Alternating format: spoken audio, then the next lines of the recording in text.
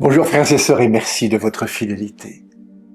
À quoi Jésus appelle-t-il ses disciples? À quoi nous appelle-t-il aujourd'hui? Ne résistez pas aux méchants. Si quelqu'un te frappe sur la joue droite, présente-lui encore l'autre. Ces paroles peuvent d'abord nous dérouter.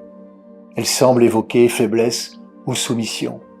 Elles viennent toucher en nous des zones de résistance, de peur, parfois même de révolte. Que veut vraiment nous dire le Seigneur? Nous demander de subir? De nous effacer? Certainement pas.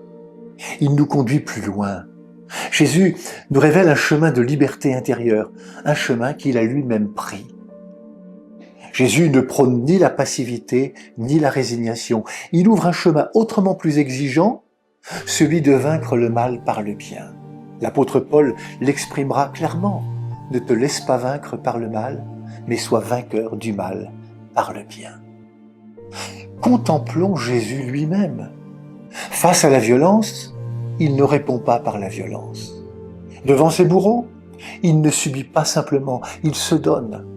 Là où ses ennemis pensent lui arracher la vie, lui en fait un acte de liberté.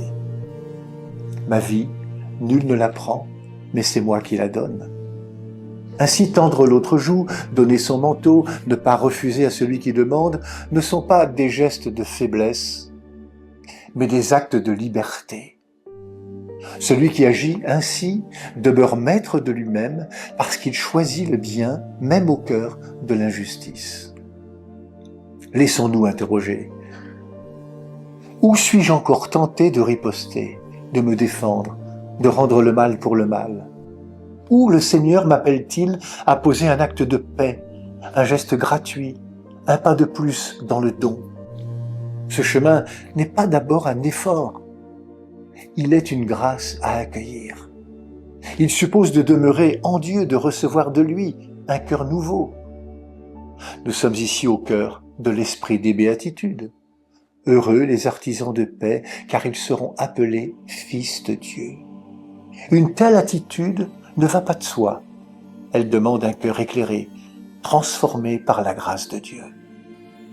Si je veux aujourd'hui marcher à la suite du Christ, si je veux devenir son disciple, alors je peux commencer simplement en cherchant à faire de ma vie un don, là où je suis. Bonne journée à toutes et à tous. Prenez bien soin de vous et des autres.